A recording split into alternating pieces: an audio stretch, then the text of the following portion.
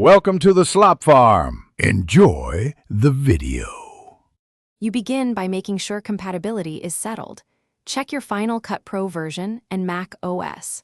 Once done, download and install Fxfactory, then restart Final Cut to register plugins.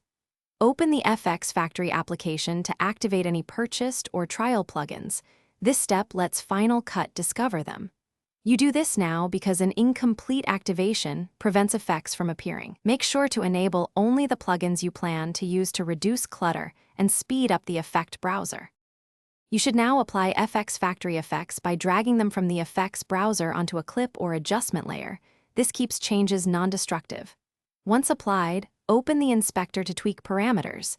These controls are where you shape the look. If you need motion, add keyframes to animate parameters over time, and use presets to jumpstart complex looks. Also, make rendering choices.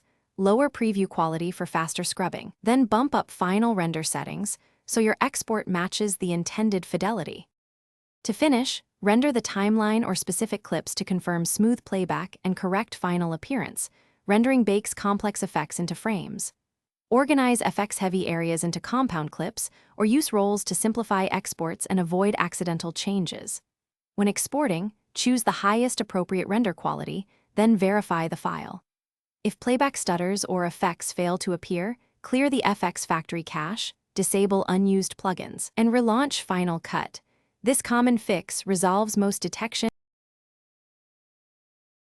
Thanks for watching. Consider subscribing if we helped you today.